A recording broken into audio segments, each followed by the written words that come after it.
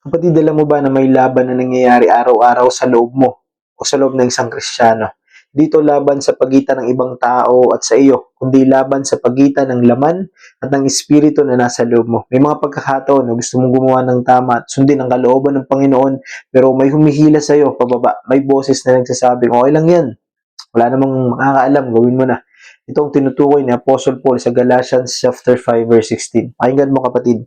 Sinasabi ko sa inyo, mamuhay kayo ayon sa Espiritu at hindi ninyo pagbibigyan ng mga pagnanasa ng laman. Ang context po dito sa sulat ni Apostle Paul sa Iglesia sa Galatians ay tungkol sa kalayaang nakamtan mula kay Kristo. Sa Book of Galatians, pinaliwanag dito ni Paul na tayo ay hindi naligtas sa pamamagitan ng pagsunod sa kautusan, kundi sa pananampalataya sa Panginoong Kristo. At pagdating po sa chapter 5, malinaw ang paalala dito. Sabi po doon sa Galatians chapter 5 verse 1, malaya na tayo dahil pinalaya na tayo ni Kristo.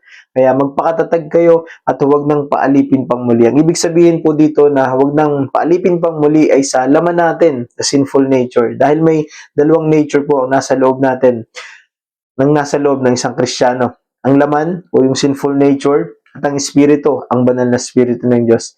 At sa Galatians po, dun sa verse 17, sabi doon, sapagkat ang mga pagnanasa ng laman ay laban sa kagustuhan ng espiritu at ang kagustuhan ng espiritu ay laban sa mga pagnanasa ng laman. Magkalaban ng dalawang ito, kaya nagpipigilan kayo sa paggawa ng nais ninyong gawin.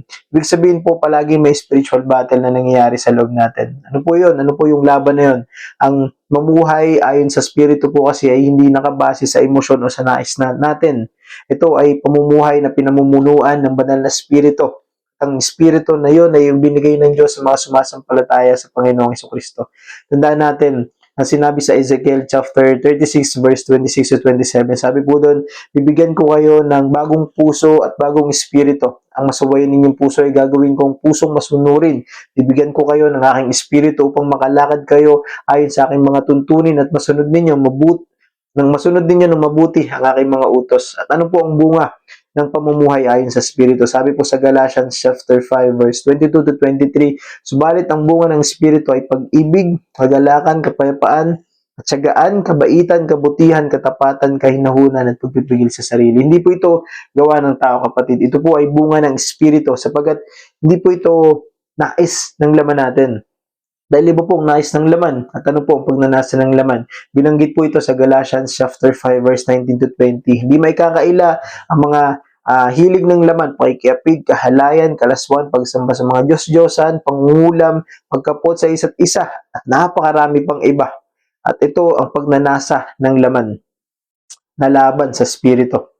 Kaya kapag tayo ay tunay na kay Kristo, binibigay niya ang kanyang Espiritu upang tulungan tayong mamuhay sa kabanalan, lumakad sa katwiran, at sumunod sa kanyang kalooban through the power and the guidance of the Holy Spirit. Kaya ngayon, ang tanong kapatid, sino ang susunod sa buhay mo? Ang laman ba o ang Espiritu ng Diyos? Kapatid, palagi mong tandaan, hindi sapat ang relihiyon, hindi sapat ang mabubuting gawa, at lalong hindi sapat ang sariling kakayanan mo.